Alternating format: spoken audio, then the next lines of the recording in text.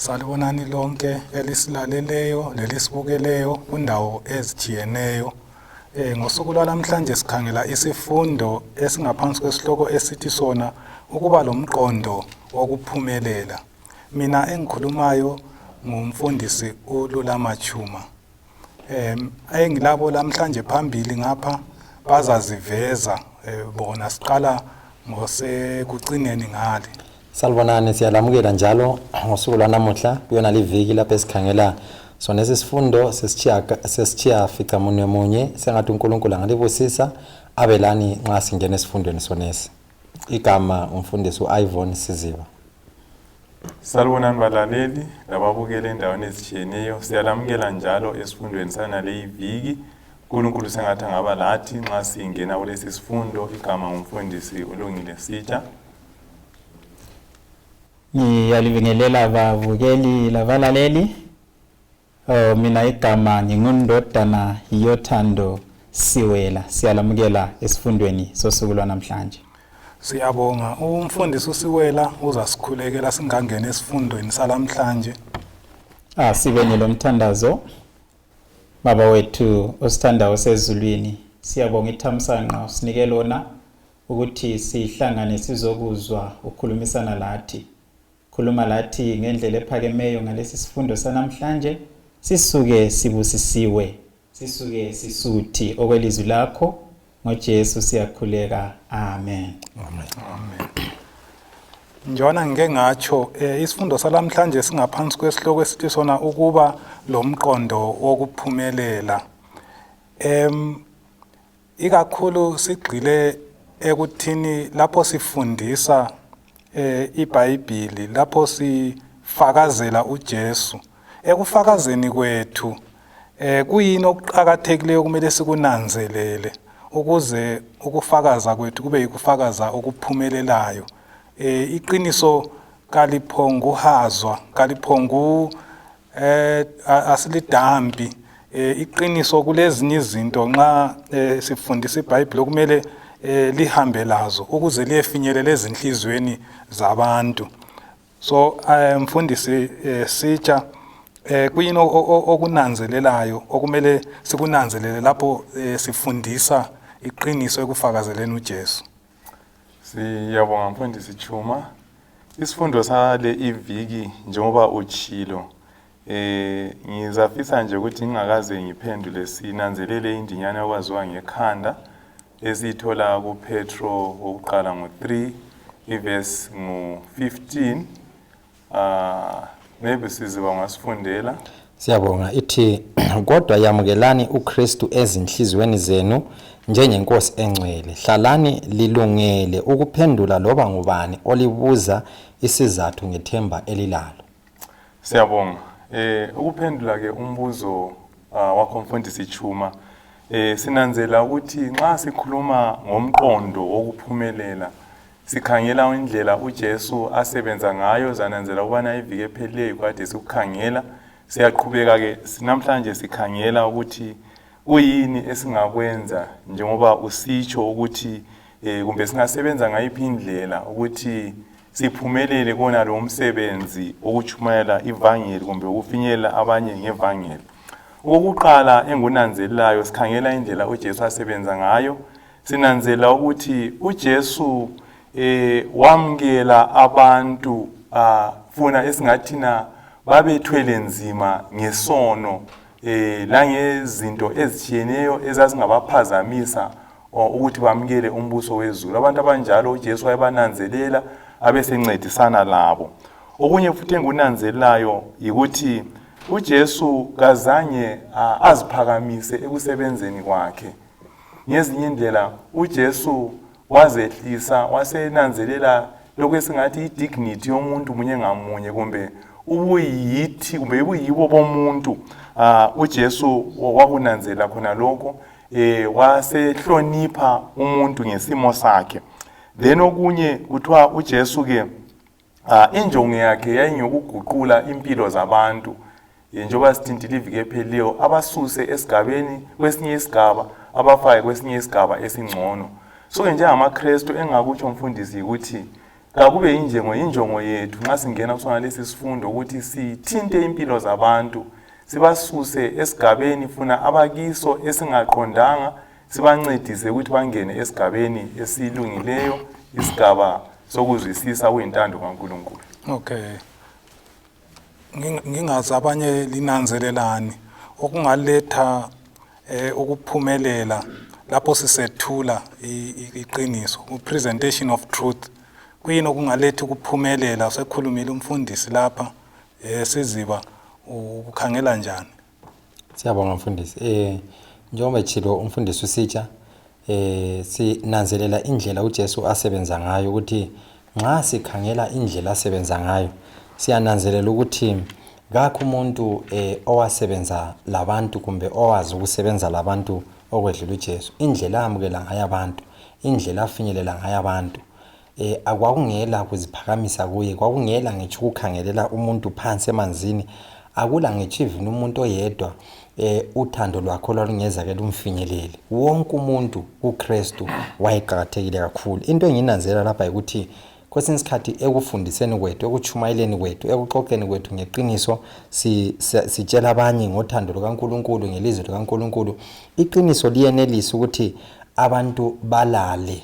Nxa lingalethwa ngendlela elempikiswano njalo engathi ilokuthi mina ngikhuluma engazi iqiniso ngingcono kulawo laleleyo, kwesinye isikhathi abantu kunzima ukuthi balamukele iqiniso nxa linjalo.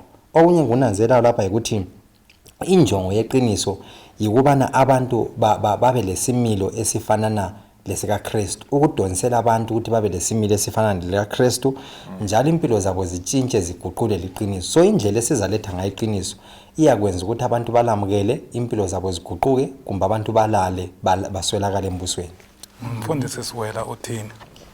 Siyabonga mfundisi. Engunanzelelayo lapha ukuthi wonke umuntu kumele sinanzelele ukuthi wadalwa ngomfanekiso kaNkulunkulu. Nxa singabakwazi ukuthi wonke umuntu uyisidalwa, wadalwa ngomfanekiso kaThixo, sizenelisa ukuba treata kakuhle abantu, ngoba nxa singakhangela uJesu elapha emhlabeni wayenanzelela ukuthi wonke umuntu udalwe ngomfanekiso kaNkulunkulu. That's why wayebatreata ngendlela efananayo. Wayengakhangela ukuthi alo uyisoni esesicwile edakeni lobishayo lesono, kodwa wayebafinyelela bonke ngendlela enhle ngoba bonke badalwe ngomfanekiso kaThixo. Kusho ukuthi even ungazange ukhulume ngamazwi ukuthi wena ukhangela njani abantu, khonapho nxa ufundisa bayakwanisa ukuthi bananzelele ukuthi le ngqondo yokubabandlulula awubathandi, awubamukeli, bayakunanzelela khonokho.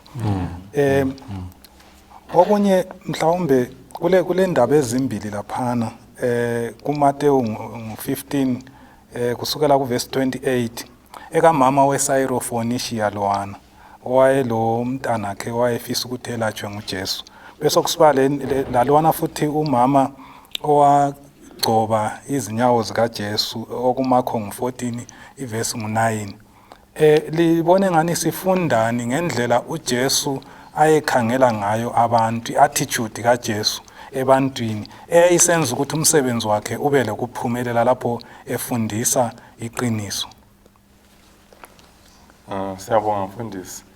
Nxa sikhuluma kulesi sigaba sikhangela lokho esingathi umqondo kumbe indlela esikhangela ngayo abantu, esike sakhuluma ngayo ekuqaleni, indaba oyilethayo eka mama lo umama umKenani, right? Umama lo bathi the Canaanite woman, umama weKenani. uJesu athi nxa umama lesiza kuye abese cela umama ukuthi ngicela ukuthi uze kwelapha indodakazi yami. uJesu uthi nxa ephendula uthi yena kakulunganga ukuthi ngithathe isinkwa sabantwana ngiphosele ini, ngiphosele izinja. Nxa sinanzelela isifundo esiphuma lapha, isifundo lesi siveza ukuthi uJesu wayezwisisa isimo salumama labantu futhi ayiphila phakathi kwabo ngendlela abantu laba bekhangelwa ngayo, babengakhangelwa njengabantu. kodwa uJesu wayefisa ukuthi afinyelele ukukholwa kwakhe lo umama nxa khona phanele kwephinda ecela ukuthi Nkosi Shwa ngicela ukuthi ungisize kuthiwa khona ukhayana kwakusengezelela ukukholwa kwamama lwana. Omunye umuntu angakhangela le ndaba esithi kodwa uJesu lapha waba lochuku indlela akhuluma ngayo. Isifundo esisithola lapha ukuthi uJesu wayengela chuku nxa wayekhuluma lalo umama ngalindlela. Wayefisa ukuthi adingisise ukukholwa ukuthi uqinisile yini. Nxa eqinisile abesempha ithemba ngoba ekucineni uthena yena nxa umama lwana sethi ngitsho lezinja ziyadobha imvuthuluka ngaphansi kwetafula. uJesu uthena mama kangaze ngibone ukukholwa okunje uthi ukukhulu ukukholwa kwakho. Ngezinye indlela wampha ithemba. So kuyabuyela ke esigabeni esiqase khona ukuthi uJesu wayesipha abantu ithemba, wayebakhuthaza, wayengabadilizeli phansi. So ngezinye indlela nxa uza kwethula amaqiniso ekufakazeleni uJesu kumele ungazwisisi iBhayibheli kuphela. Kumele uzwisise lo muntu ofakaza kuye, okhuluma kuye ukuthi zindingeko bani alazo. Exactly. Siwela ukubona njani ufundani endabeni lezi? Ya ikakhulu le eka mama womKenani ukuthi wayengayisiyo umJuda kodwa wayengumKenanite. Abafundi bakaJesu babembona ngenye indlela kodwa uJesu yena wambona ngenye indlela. Nxa sinanzelela nxa esekhuluma amazwi okucineni sithi angaze ngibone ukukholwa okunje. Kuveza ukuthi yena wayebona ukukholwa kukamama lo abafundi bengakakuboni. So ngezinye indlela wayelelihlo lokubona ubungcono emuntwini abanye bengakuboni. So kuqhakathekile lathi ukuthi nxa sibona abantu singakhangeli ngokuthi uvela ngawuphi umhlobo kanjani kodwa thina kasiboneni indlalifa zombuso kaNkulunkulu, sibone ukukholwa okungale okudlula isiko lokuthi umuntu uvela kuphi umhlobo. Kulalowana umama kangezwa likhuluma ngaye lo omunye umama owagcoba izinyawo zikaJesu. Abanye bacabanga ukuthi kwakunguMary. Angazi siziba lokunye ongakutsho ngabomama labana bobabili kumbe lo owesibili. Khonapho kumakho lapha ngo49 uJesu uthi lapha ivangeli leli eliyachunyayelwa khona. Lapha eliyachunyayelwa khona ivangeli leli kumbe kuzizukulwane zonke lapha eliyachunyayelwa khona okwenziwe ngumama lo kuzaba isikhumbuzelo, kuzahlala kukhulunywa ngesilesi senzwa njani asenzileyo. Bengicabanga khonapha ngikhangela ukuthi labo baqathanisa omama bonke laba bobabili lo uqala umKenani lo kabalisa ububi bakhe kodwa kabaliswa lokuthi wayephila impilo embi. Ubalisela ukuthi ngumama wayelomntwana wayethwele nzima kodwa ngathi icala lakhe ngathi isono sakhe emuntwini obhalayo nje in passing edlula ingathi icala lakhe isono sakhe kwakuyukuthi wayengasondlu wayengasuye wendlu ekhethwe yakoIsrayeli. Kodwa ungakhangela lo uthola sokusele insuku ezimbili ukuthi kube liphasika lifike sebehleze etafuleni umama la uyethwela amafutha amakha amangalisayo awabulala ahlathele agcobe ngawo uJesu.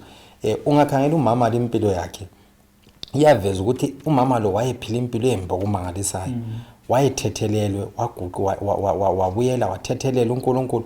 uKristu wamncedisa wamthethelela wamncedisa. Ungabakhayela bobabili bonke labo uJesu ukhuthaza ukholo lwabo bonke bobabili. Omunye usuka endlini liyane ngale evele ingaziwa ezizweni engakhangelele amaKenanite. Lo omunye ngwalapha endlini ulempilo embi uphila impilo engasiyo kodwa wathethelelwa waguqula. Ngathi kuyasincedisa indlela uJesu abatrita ngayo abantu bonke laba bobabili ukuthi kwesinye isikhathi kuqhakathekile ukuthi nxa sitshintsha ingqondo zethu siguqule ingqondo zethu ngendlela esifinyelela ngayo abantu. Singaguqula ingqondo zethu ngendlela esifinyelela ngayo abantu siyabazuza siyabapha ithemba lokuthi lanxa bewile lanxa benjani impilo zabo zitshintshe ziguquke baphile impilo ezihlanzekileyo bazinikele kuNkulunkulu ngokugcweleyo ngokupheleleyo. Okay. Ngiyananzelela lapha njalo ukuthi iqiniso kumele lifundiswe ngothando. Yikwenzani ukufundisa ukukhuluma iqiniso ngothando.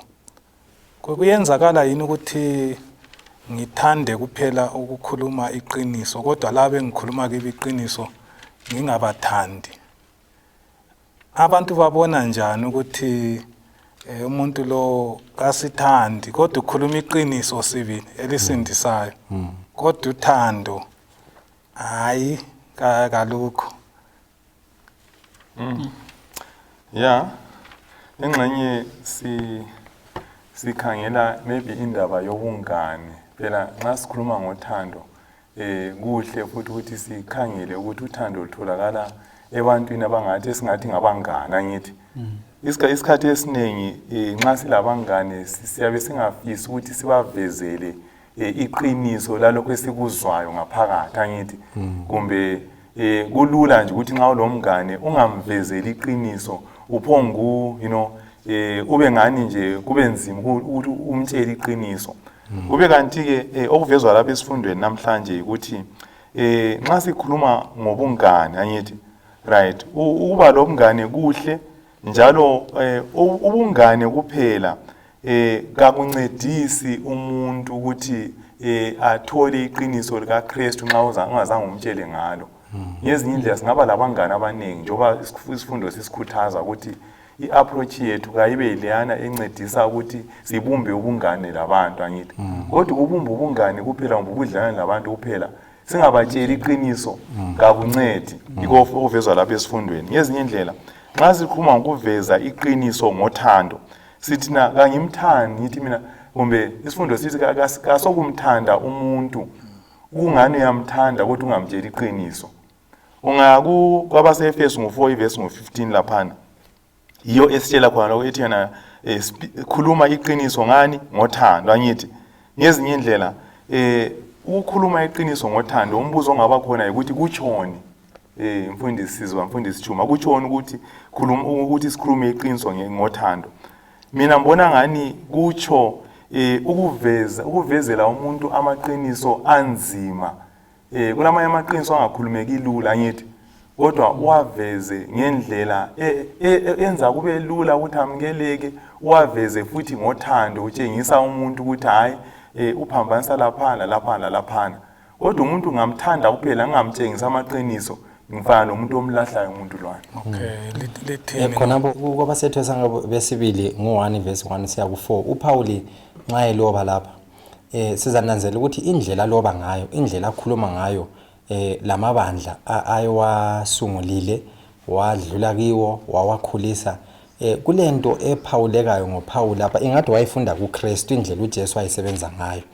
uPauli kathikazi ukuthi akhuluma khuze yikho la nxa eselobela uTitus uthi uchumayele ukhuze uqondise ulaye lapho kufanele unjani ukhuze uqondise khona. uPauli kathikazi lapho kufanele akhuze khona, kathikazi lapho kufanele alaye khona aqondise. Kodwa ungayikhangela lapha zananzela ukuthi uyabuka ezinye izinto ezinhle ezipositive empilweni zabo, ezimpilweni zebandleni. Kulabanye abantu ingathi bakwenza kube injongo yabo, kube umkhuba wabo, kube ukuphila kwabo ukuthi badinga izinto ezinegative ezingazinhle empilweni zabanye abantu.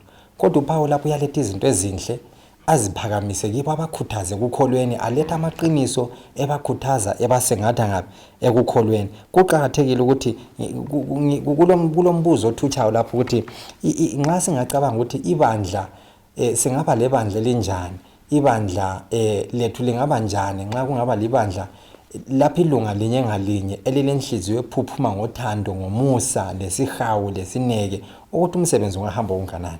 Nxa mina wena lalwana ukhona inhliziyo yakhe ingaphuphuma ngesineke, ngomusa, lothando ebantwini la ngendlela esiriletha ngayo nxa sihambisa ilizwe, ukuthi hamba umsebenzi ungeza kuphele ngesiqubu esimangalisayo nxa sonke singathatha lumqondo owawukhona kuKristu siguqule futhi ingqondo zethu ngokuchuma iliqiniso ngothando.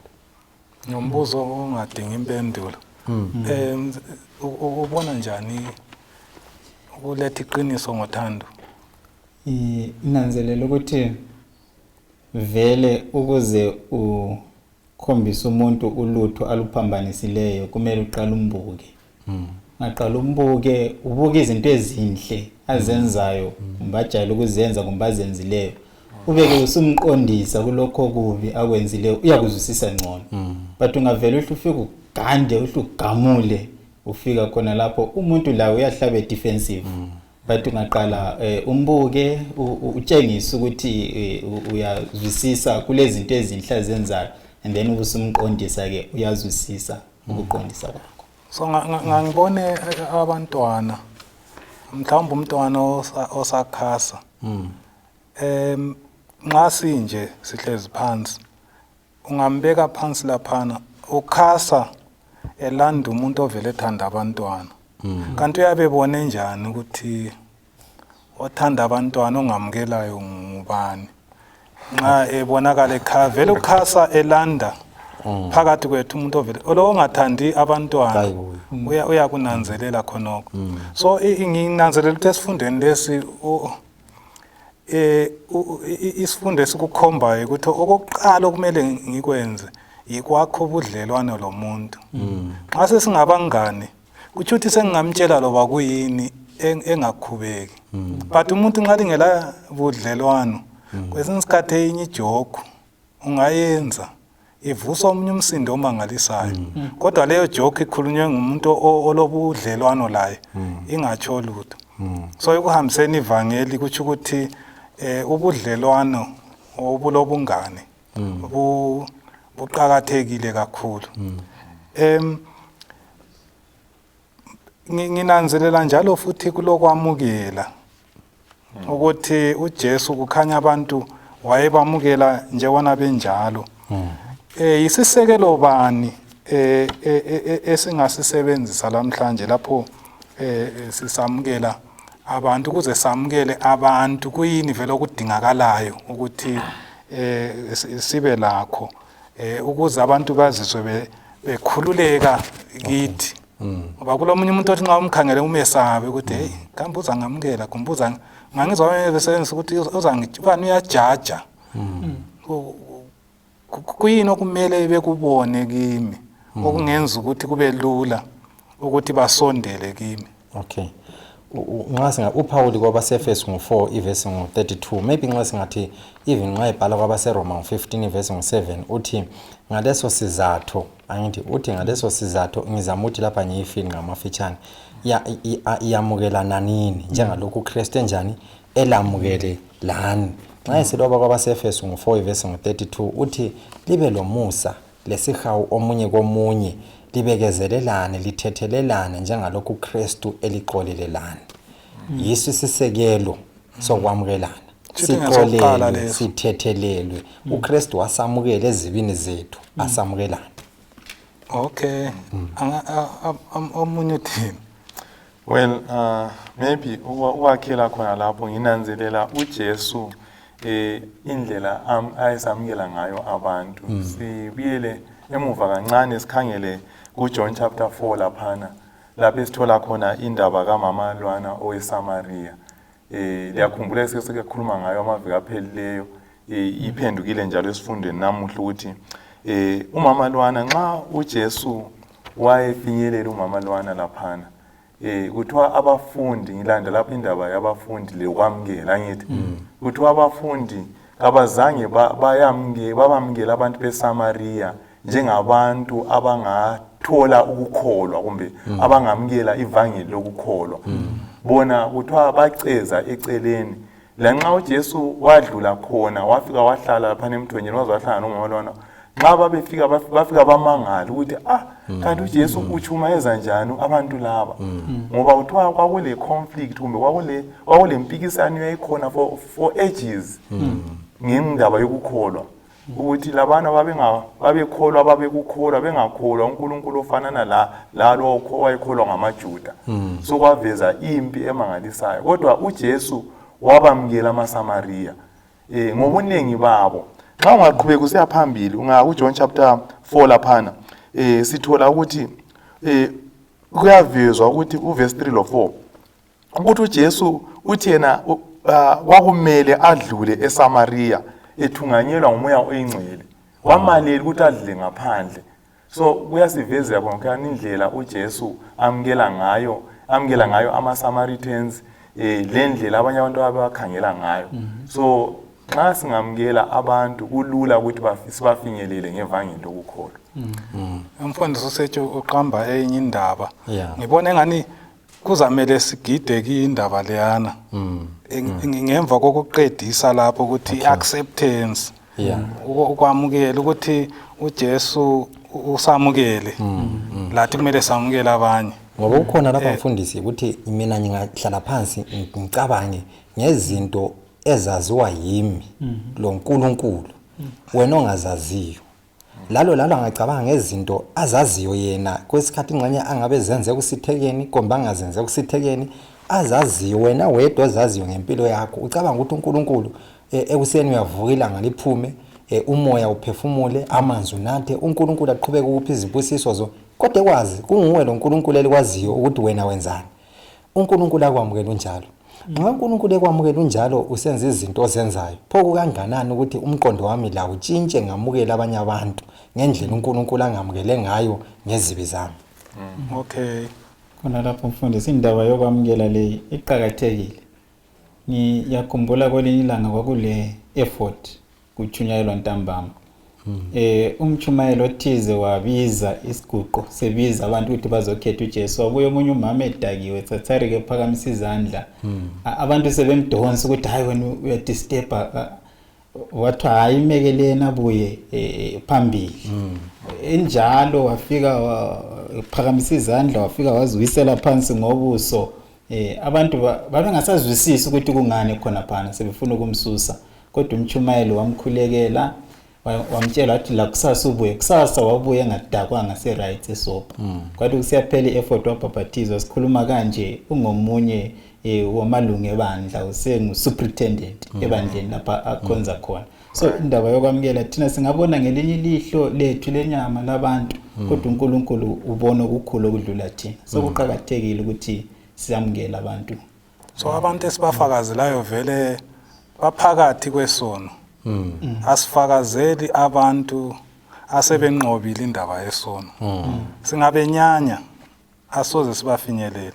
Bathi singabamukela kuba lula ukuthi sibafinyelele.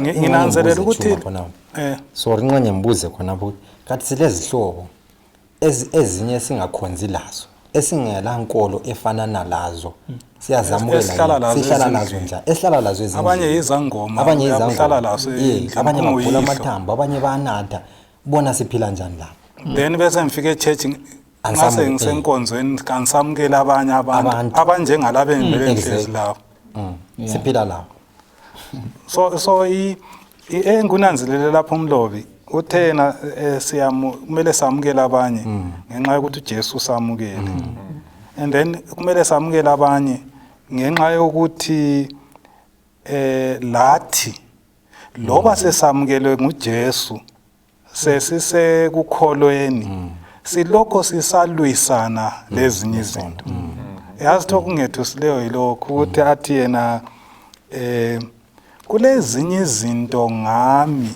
xa ngingacabangisisa kuhle ngami kulezinye izinto engithi nxa ngizicabanga ngami engiselokho ngisalwisana lazo nginanzelela ukuthi abanye abantu bengethuka xa bengadiscover ukuthi ngisalwisana lento yona leyo konke khona ukuthi ngizicabange njalo kuza ngenza ukuthi ngikwanise ukwamukela omunye umuntu asingeneni kuyona le indaba ebikhulunywa ngusitsha ekamama weSamaria ukuthi uJesu nxa waye efika endaweni leyana nxa waye sedlula endaweni leyana indawo abafundi babe ngacabangela ukuthi uJesu wayengadlula khona kibo kwakuyisikwagwa ngayenza abantu besithi kulezinye izindawo kunzima ukuchumayela kizo ukuthi lapha kusesikwagweni so eSamaria kwakusesikwagweni so senza njani lapho kumele sifakaze ebantwini esibone ngani balukhuni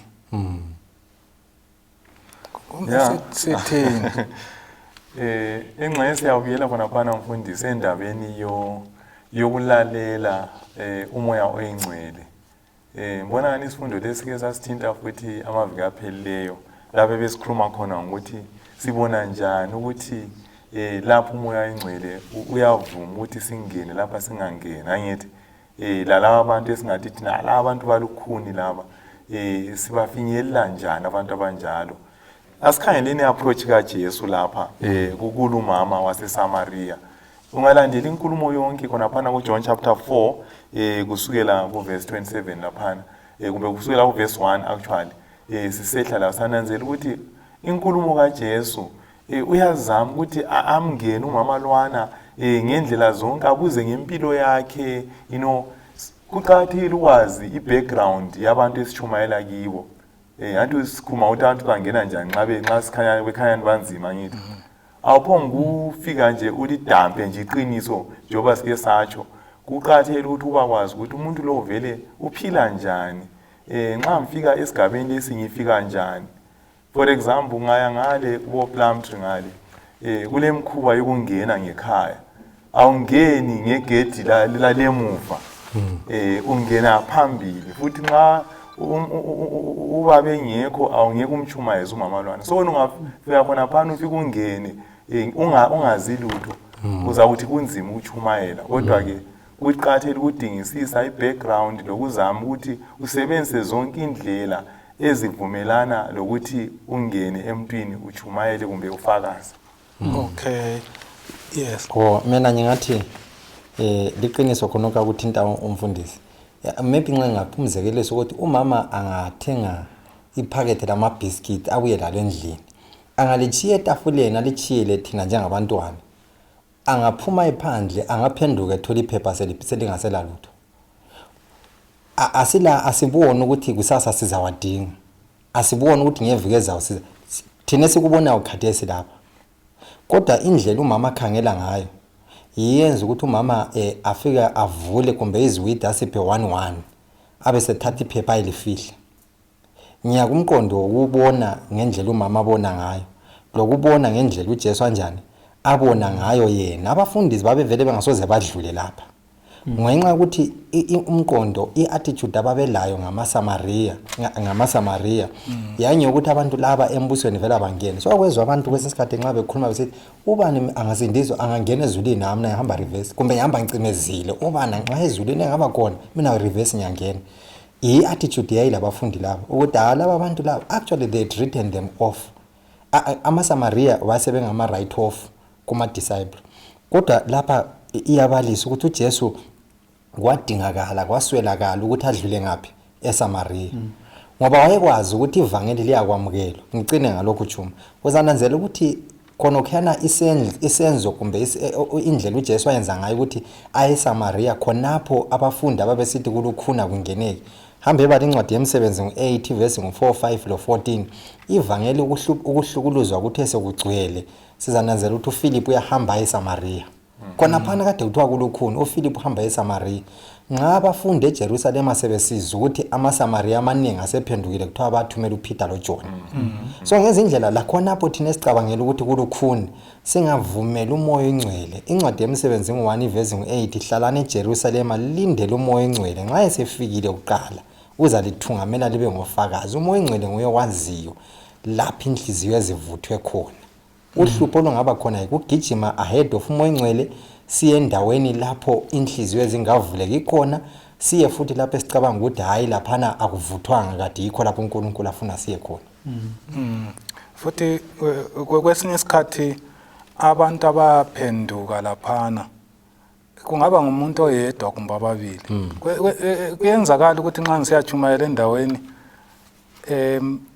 sengeke ngachumayela ngifonela ukuthi sebebangaka aba ready for baptism ngingathakula lo fona vele uhlaphelelwe ngamandla kungani okusifuqa kakhulu ngamanamba ukuthi bangaka sebelokhu sebe ready for baptism kwesinye isikhathi kuyaphenduka umuntu oyedwa olendonsela enkulu ozakwanisa ukuthi adonse labanye khangelani neSamaria uJesu uqhuma khona phana strategically sazi ukuthi ngizahlangana lo mama weSamaria so ngomama weSamaria iwitness yakhe yaletha phosi idorobho lonke leSamaria kwesinye isikhathi akumelanga sizwe fikelwa ikudangala ukuthi babe balutshwana abaphendukileyo umnikazi womsebenzi uyakwazi ukuthi bebalutshwana benjiyana bazasala besenzani bona ababalutshwana uthini nginanzelela ukuthi nxa singabakwazi ukuthi lo msebenzi ngokamnikazi kasoke sesaba njalo futhi okudingakala ukuthi amehlo ethu agcotshwe umoya engcwele ukwenzela ukuthi lapha abanye abantu ababona ngani izikwakho thina sibona ukuthi kuvundile njalo kunye singakhethi sithi hayi labana kumele sibachumayeze labana kumelanga sibachumayeze but wonke umuntu umntaka kaNkulunkulu kumele sifinyelele bonke then futhi sikhulekele ukuthi umoya engcwele asiphathise izindawo ukuthi asinike amandla ngoba kwezinye indawo sibile kuyabe kunzima ukuthi uye khona bakutshela ukuthi lapha lwana umthakatho onzima khanya selabantu abathize ababuleleyo abazalwane sibile bahlala kutshele le ndaba eziningi la uzinwele zisukuma bakutshela apha vela kungenwa so kudingakala ukuthi sicela amandla ukuthi lathi singesabi ukungena singene wonke umuntu wafelwa nguJesu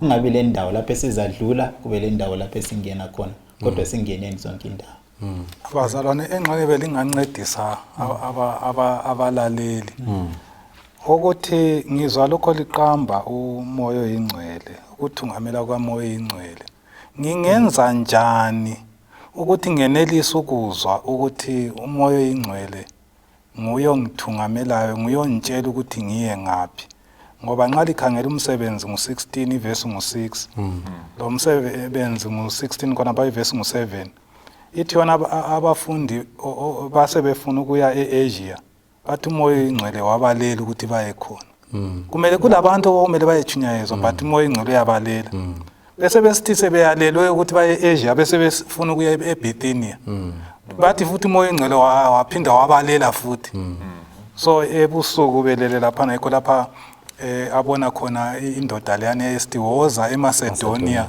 uze sisiza base beconclude ukuthi yikho lapho umoya ayesithi baye khona ngingazi namhlanje okudetermine ukuthi siya ngaphi ngama committee ingabathungamela umsebenzi yithe sirizinayo sithi abangafinyelela ivangeli labana asilungiseni siye khona phana kulungisa ibudget lama witnesses kuye khona phana kulesikhathi sokuconsulta yini umoya ingcwele ngezwe njani ukuthi umoya ingcwele engxenye nxa lingakuchama sinyane lincedise labalaleli ukuthi nxa ngamafitshane mfundisi ngathi mina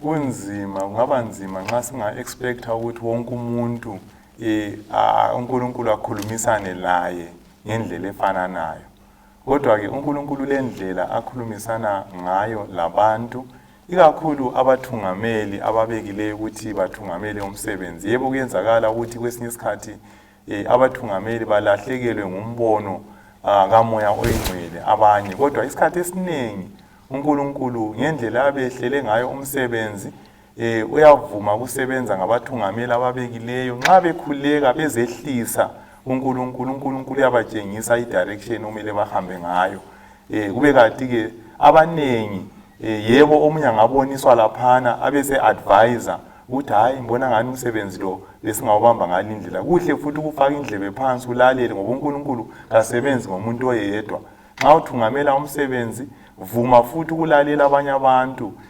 abangaboniswa ngomoya oyingcwele ngendlela efananayo ukuze umsebenzi kaNkulunkulu ungalahleki ungaphambaniseki ngenxa yomuntu oyedwa afuna yabe lahlekile ungikhumbuza uMoses wayejala ukwamukela amazwi avela kuNkulunkulu but nxa kufika uJethro othena hayi uzazilimaza ukuthi ukuthi lama leaders ayisithi sodwa esithunganyelwayo okunye kungavela ebantwini esibathungamelayo singenza njani ukuthi umoya ingcwele simuzwe usitsho kunye ukuthintile indlela uNkulunkulu asebenza ngayo ayisozifana nekithi sonke singakhangela even endulo indlela uNkulunkulu azibonakalisa ngayo sikhangela kuTestament elitsha loleli le ncwadi yemisebenzi sizananzela ukuthi indlela ayeziveza ngayo ebantwini yayingafanani wayeziveza ngendlela enjani echiyeneyo kodwa kunguNkulunkulu ofananayo kungumoya kaNkulunkulu onjani ofananayo komunye wayengaziveza ngalendlela komunye aziveze ngalendlela inganye esigabeni esikiso ngipha umzekeliso nje omncane uswela la abe secicizelela inganye esigabeni esikiso sithi sihlezi kumbe i-church board kumbe i-committee ekhangele ngomsebenzi ohamba wevanga singazinikelela ekukhulekeni sizinikelele ekukhulekeni sonke sicela ukuthi uNkulunkulu abe phakathi kwethu abe ingxenye yethu asiphe i-direction asikhombele yazi ukuthi le uxoxisaneni kwethu le ndlela esixoxisana ngayo kuyavela ukuthi umoya kaNkulunkulu uyathungamela la nxa sifike ezinqumeni esifika kizo whether kumbe sesidinga indawo kuyachumayela indlela esiyaxoxisana ngayo indlela esiyaletha ngayo imqondo size sifike la kuzinqumo nxa simnxusile umoya kaNkulunkulu uyathungamela ngitsho ukuxoxa kwethu ekucineni kwakho konke kubonakala ukuthi uNkulunkulu ngiyade thungamela la Mfundisi siwena yes bona ngani sekuhlafunile laphana umfundisi uSiziba ungananzelela abafundi vele bengaka ngene emsebenzini ngokujula kwawo baba lenkambo endlini ephezulu bekhuleka befunda ilizwi so lathi nxa sifunda ilizwi likaThixo sikhuleka umoya ingcwele uyasikhombisa okumele sikwenze longamelanga sikwenze kodwa nxa singakhuleki singafundi ilizwi likaThixo sizazenzela ukuvela emakhanda ethu so kuqhakathekile ukuthi sikhuthalele ekubaleni ilizwi likaThixo lekuthandazeni kutsho ukuthi ekwethuleni iqiniso asikho kwethula ama-facts kuphela kutsho ukuthi kuhamba lokwamukela abantu lokuzwisisa abantu akudingakala ukuthi sizwisise iBhayibhili kuphela njalo kuyadingakala ukuthi sibe ngabantu abakhulekayo ukuze umoya oyingcwele ongumnikazi womsebenzi asithungamele singenze ngani yithi abanikazi bomsebenzi because umnikazi womsebenzi uyakwazi ukuthi kumele ngiye ngaphi ngiye kubani njalo nini in a minute ngamunye wethu ukuyini okubambileyo kulesi sifundo ungatsho just one sentence maybe ngamafitshane mfundisi engikutholayo lapha kulesi sifundo ukuthi sikhuluma ngothando sikhuluma ngeqiniso ukuthi akula conflict phakathi kothando lani leqiniso kumbe ukuveza amaqiniso ngothando ngezinye indlela nxa ngifisa ukuthi ngikhulume iqiniso kakungenzi ngibe ngumuntu ongabili ongelathando futhi nxa ngiveza uthando kakungenzi ngehluleke ukukhuluma iqiniso lesi sifundo sisincisa ukuthi kube le balance ekupresenteni kwethu iqiniso siveze iqiniso ngendlela efananayo abantu sibathande ngendlela uJesu abathanda ngayo yes okufitshane engakuthi umfundisi ukuthi izimiso zesiKristu kumele zibonakale ziphile empilweni yethu nxa iqiniso esilikhulumayo lizaba lamandla lifinyelela abantu ezikhathini eziningi ibandla alahlulelwa kakhulu ngetheology ngalokho elikufundisayo kodwa ngempilo ephilwa ngamalunga ngelunga linye ngalinye lalokho ibandla likwenzayo likwenzela abantu la ngendlela elifinyelela ngayo abantu mfundisi siwena nanzelela ukuthi wonke umuntu wadalwa nguNkulunkulu njalo uJesu wafela sonke asikhangeleni abantu njengabantu abadalwa nguThixo singabakhangeleli phansi sazini ukuthi wonke umuntu kufanele afinyelelwe ivangeli njalo nxa silifinyelelisa ivangeli silifinyelelise ngothando njalo abantu bayabona ukuthi sibakhangela njani indlela esibabona ngayo esibakhangela ngayo i-attitude yethu kibo ilokwenza lokuthi bazamukela lokho esikuthweleyo kumbe bakwale sikhulekele mfundisi Siziba asikhuleke nini siyabonga baba ngasona isifundo ngawona lamaqiniso esiwathola elizwini lakho asifundisa asincedisa Nkosi indlela yokufinyelela imphefumulo esendaweni ezitshiyeneyo indlela owasebenza ngayo sisize kubana ibe indlela lathi siyasebenza ngayo sicela ukuthi usithungamele ube lathi ube inkosi yethu ube nguThixo wethu ngoJesu siyakhuleka amen